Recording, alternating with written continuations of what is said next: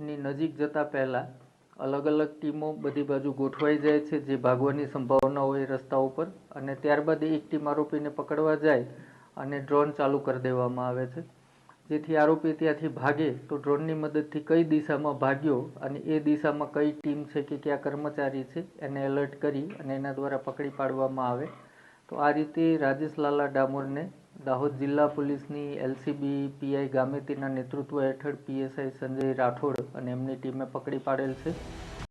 ની નજીક જતા પહેલા અલગ અલગ ટીમો બધી બાજુ ગોઠવાઈ જાય છે, જે ભાગવાની સંભાવના હોય રસ્તા ઉપર, અને ત્યારબાદ એક ટીમ આરોપીને પકડવા જાય અને ડ્રોન ચાલુ કરી દેવામાં આવે છે, જેથી આરોપી ત્યાંથી ભાગે તો ડ્રોનની મદદથી કઈ દિશામાં ભાગ્યો અને એ દિશામાં કઈ ટીમ છે કે કયા કર્મચારી છે એને એલર્ટ કરી અને એના દ્વારા પકડી પાડવામાં આવે. તો આ રીતે રાજેશ લાલા ડામોરને દાહોદ જિલ્લા પોલીસની એલસીબી પીઆઈ ગામેતીના નેતૃત્વ હેઠળ પીએસઆઈ સંજય રાઠોડ અને એમની ટીમે પકડી પાડેલ છે.